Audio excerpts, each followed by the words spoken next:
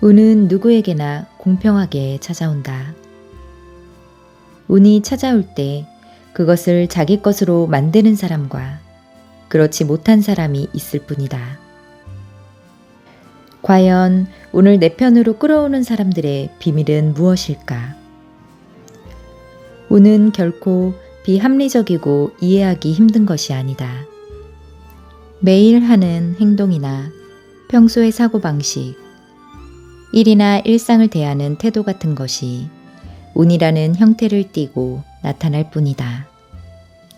운은 지극히 구체적이면서도 단순한 원리로 움직인다. 타당한 선택과 타당한 노력을 지속하다 보면 운은 복리처럼 차곡차곡 쌓이는 법. 당신의 노력과 실력이 제대로 보상받기 위해서라도 운의 흐름에 올라타는 법을 이해해야 한다. 좋은 운을 끌어당기고 나쁜 운을 차단하는 한 끗 차이, 그 결정적인 한 끗 차이를 밝히고자 한다.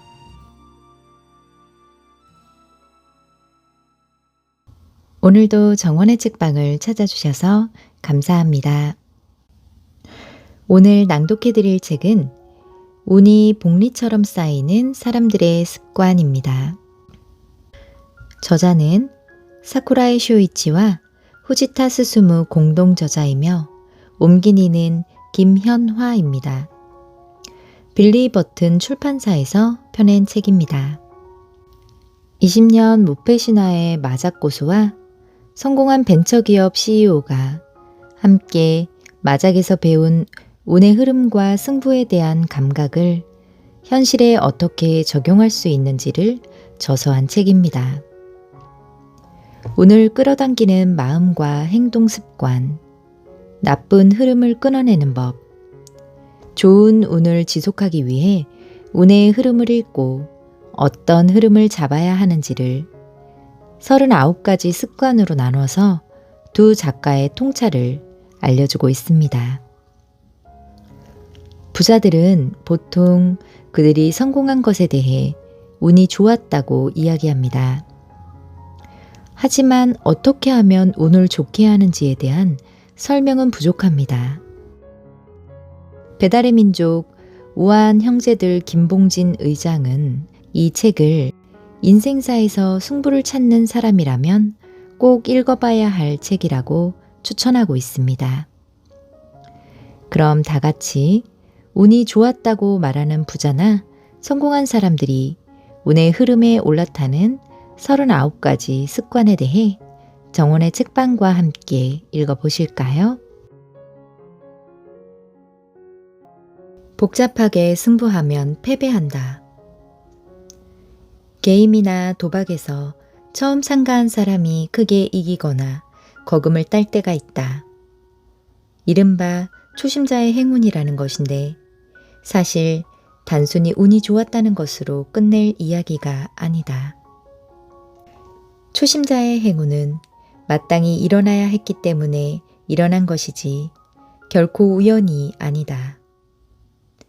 이런 행운은 마작에서도 자주 볼 수 있다. 마작의 수는 어려운 것에서부터 쉬운 것까지 매우 광범위하다. 하지만 초심자는 무엇이 어려운 수이고 쉬운 수인지 알지 못한다. 어렵고 복잡한 수가 선택지 안에 없기 때문에 필연적으로 단순한 수를 선택하게 된다. 그리고 그 단순한 수가 결과적으로 승리로 이어지는 것이다. 승부의 세계에는 복잡하면 패배한다는 보편적인 법칙이 있다. 어째서 심플한 것이 좋을까? 심플한 수는 군더더기가 없고 빨리 움직일 수 있기 때문이다. 초심자의 행운을 부르는 심플함은 어렵게 생각하지 않는 것이다. 승부를 복잡하게 만들지 않고 심플하게 하려면 쓸데없는 생각은 버리고 느끼는 바를 중요하게 여겨야 한다. 지식이나 정보가 늘어나면 아무래도 생각의 폭이 넓어져서 선택지가 많아진다. 그만큼 망설일 가능성도 높아져 결단하는 데 시간이 걸린다. 매사를 단순하게 처리하는 사람과 복잡하게 만드는 사람의 차이는 거기에 있다. 나는 운이란 사람이 불러들일 수 있는 것이 아니라 운이 그 사람을 선택한다고 생각한다. 평소에 마땅히 해야 할 준비와 생각과 행동을 하면 저절로 운은 찾아오는 법이다. 같은 양의 에너지를 쏟아부어도 잘못된 사고방식으로 올바르지 않은 행동을 하면 당연히 운은 찾아오지 않는다. 하루하루를 살아가는 태도의 사소한 차이에 따라 운은 찾아오거나 찾아오지 않는다. 나는 왜 이렇게 운이 없을까 하고 한탄하는 사람은 그 전에 자신의 행동을 돌아보면 좋을 것이다. 순조로울 때 오만한 태도로 이를 가볍게 보지는 않았는가? 자신의 손익만 생각해서 주변 사람에게 배려가 부족하지는 않았는가? 늘 안전만 생각하면서 리스크를 짊어지는데 망설인 건 아닌가?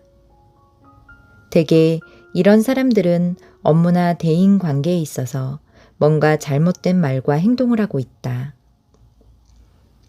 현실에서 그런 태도를 가지면서 운이 없다고 한탄하는 사람은 단순히 운의 책임을 전가하고 있을 뿐이다. 운은 결코 비합리적이거나 이해하기 힘든 것이 아니다. 매일 하는 행동이나 평소의 사고방식, 일이나 일상을 대하는 태도 같은 것이 운이라는 형태를 띠고 나타날 뿐이다. 그리고 지극히 구체적이면서도 단순한 원리로 움직인다.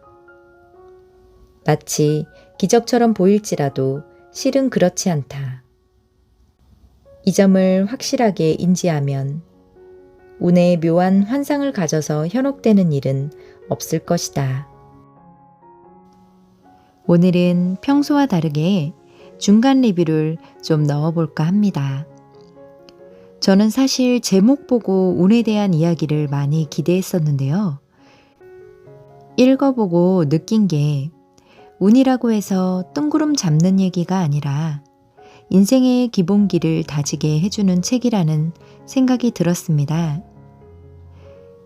여러분은 이기는 것도 습관이라는 말 들어보셨나요? 원래 판의 흐름을 읽고 게임의 흐름을 내게 유리하게 만들어주는 눈빛과 마음가짐, 손동작, 담담함과 승부수를 잘 조율하는 것. 이런 여러 가지 것들은 그냥 얻어지는 게 아니라 수많은 단련이나 연습으로 얻어지는 것이라 생각되는데요. 그만큼 그런 운을 다스리기 위해서는 자신의 내면을 다스리고 노력하는 것이 필요하다고 이 책에서는 말하고 있습니다. 정리해 볼게요. 운을 불러오는 마음 습관에는 심플하면서 역풍을 순풍으로 여기고 욕망 없이 담담한 발걸음으로 기분을 좋게 관리하는 것이 중요합니다. 또 운을 붙잡는 행동 습관은 진정한 승부처는 압도적으로 불리한 상황에서 찾아오는 것이고, 운이라는 것은 열정과 성실한 사람에게 찾아오는 것이며 절대라는 말을 피하고 유연함을 키우라고 합니다.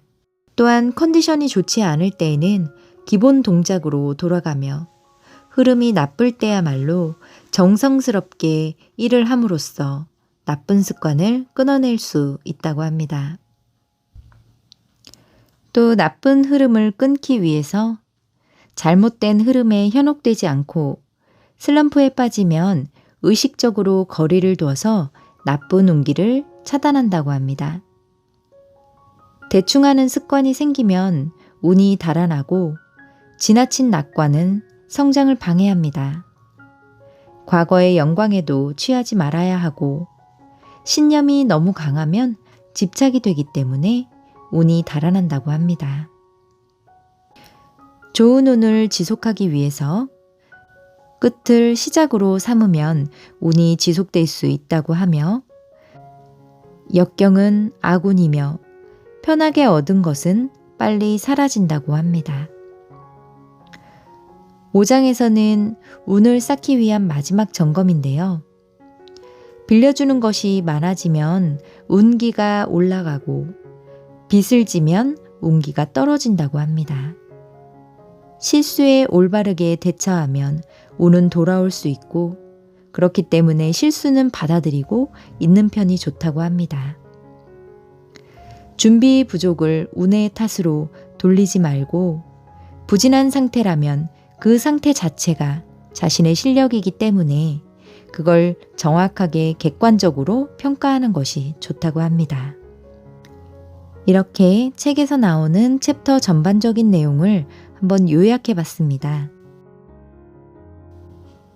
그럼 오늘 불러오는 마음 습관에서 운의 흐름의 타이밍에 대해 낭독해 드리겠습니다.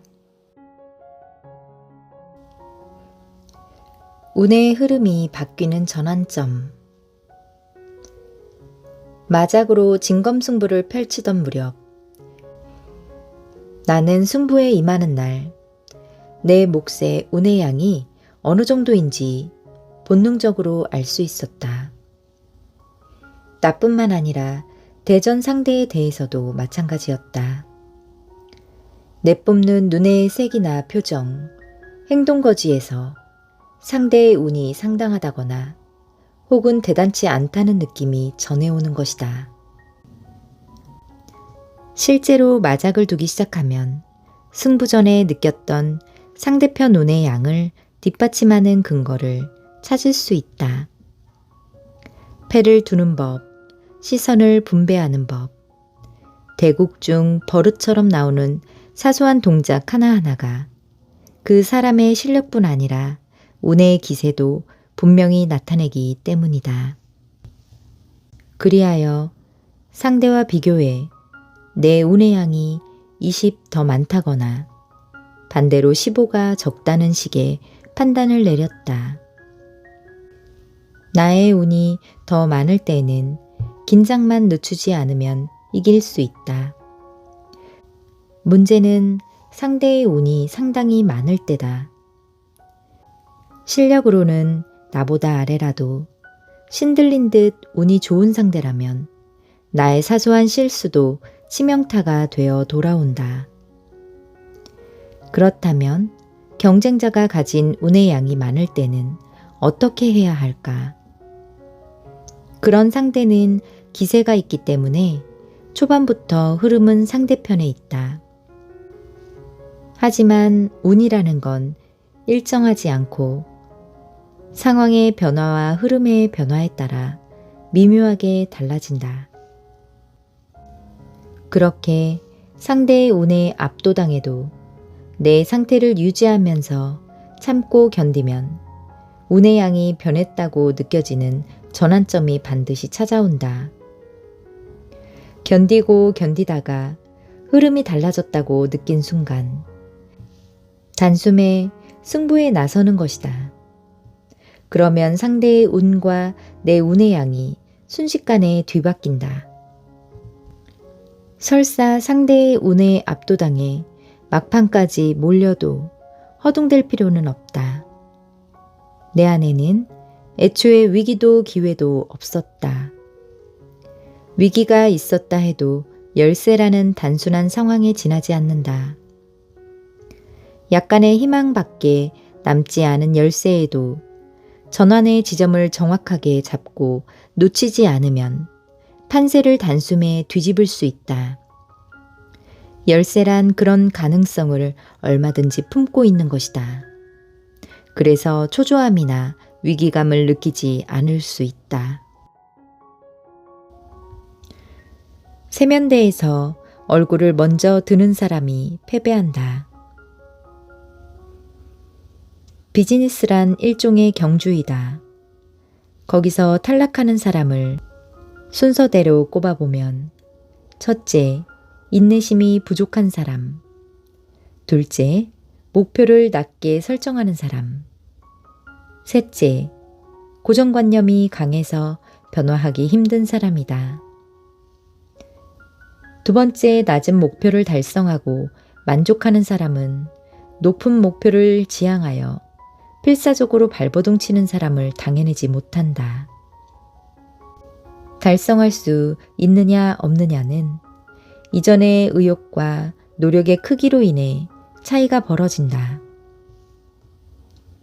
또한 목표를 높게 잡아서 노력해도 세 번째 고정관념이 강한 나머지 변화를 두려워하는 사람은 머지않아 막다른 길에 몰릴 것이다. 그러나 무엇보다도 처음에 탈락하는 것은 첫 번째, 인내력이 부족한 사람이다. 기업 사이의 경쟁에 있어서 이렇게 하면 결과가 나온다는 정해진 규칙은 없다. 설령 정답이 보이지 않더라도 어떤 결과를 내야 한다. 그러기 위해서는 인내심이 있어야 하고 인내심 없이는 경쟁에서 이길 수가 없다. 따라서 결과가 나올 때까지 어떤 방식으로 견딜 것인지 전략이 있어야 한다. 나쁜 운기를 차단하는 법. 마자 게임에서 크게 패배하는 사람은 상황이 나쁜데도 계속하는 사람이다. 패배를 만회하는 것은 내일이나 일주일 후에 해도 상관없으니 일단 머리를 식히면 좋을 텐데 이런 사람은 열을 내며 조급하게도 바로 만회하고 싶어 한다. 게임이란 회수율이나 기대치에서 보면 판을 주관하는 자가 유리해지도록 구성되어 있지만 반면 플레이어에게는 언제든 자리에서 일어날 수 있는 권리와 판돈을 올리거나 내릴 수 있는 권리가 주어져 있다. 플레이어는 이 두 가지 권리를 구사하여 이기는 수밖에 없는데 많은 사람이 그 유리한 권리를 불리하게 사용하다가 패배한다.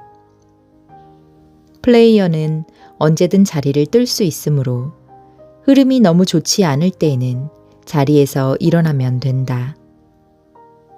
또한 판돈을 올리거나 내릴 수 있으므로 흐름이 좋을 때는 많이 걸고 반대로 나쁠 때에는 적게 걸면 된다. 하지만 불가사의한 존재인 인간은 흐름이 나쁠 때일수록 끈질기게 버티며 패배를 만회하기 위해 많은 돈을 걸고 흐름이 좋을 때는 이익을 빨리 확정짓고 싶어서 여전히 괜찮은 흐름에 있어도 일찌감치 자리를 뜨고 만다. 회사 경영에 있어서도 비슷한 상황이 자주 발생한다.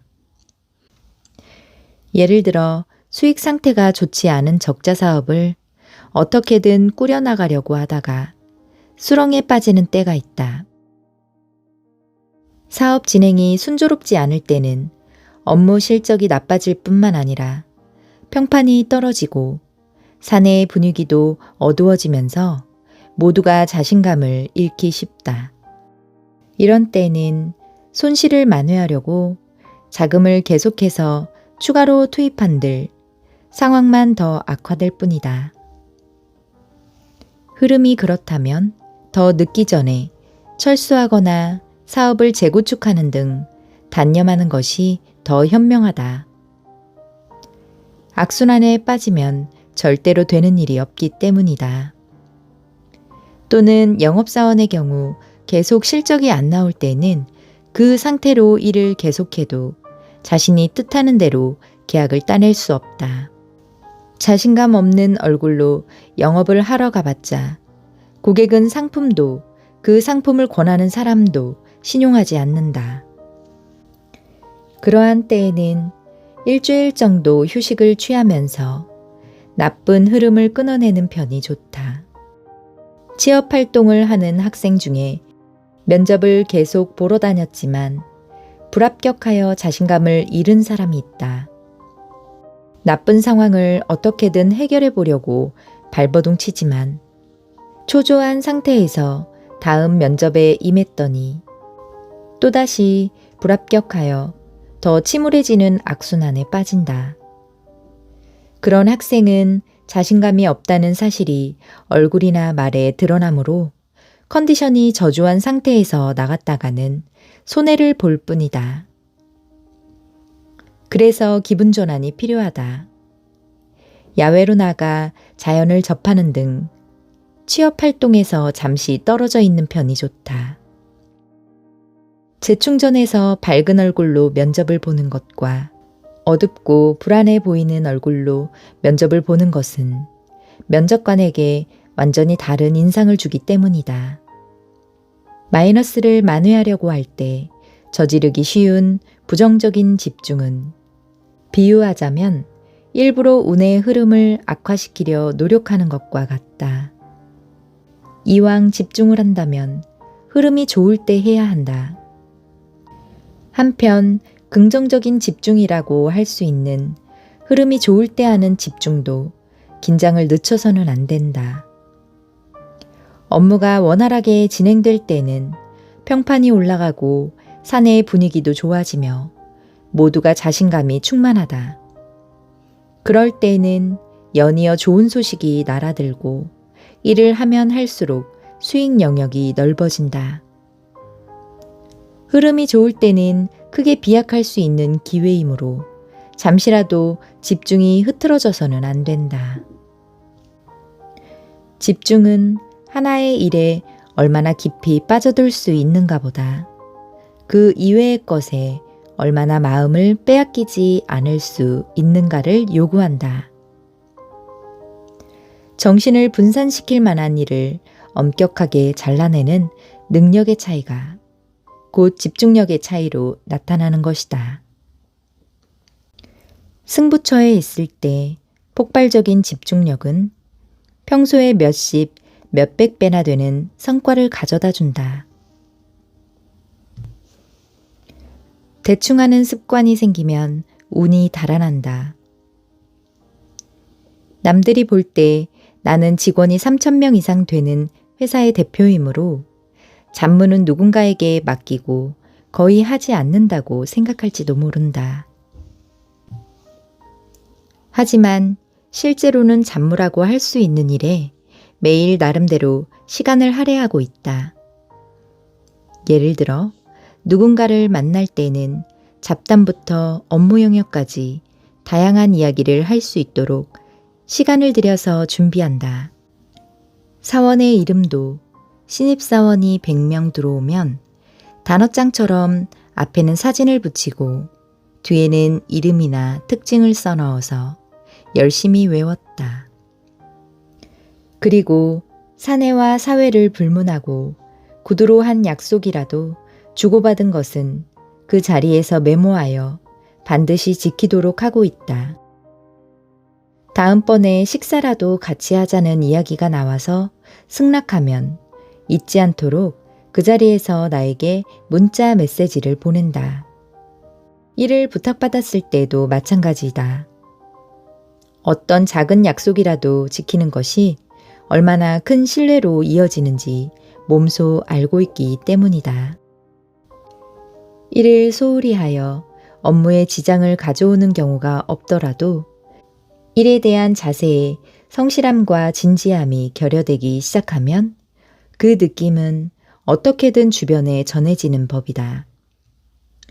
반면 어떠한 때에는 일을 소홀하지 않고 사소한 잡무에 대해서도 세세한 부분까지 성실을 다하는 사람은 누구에게나 신뢰받는다.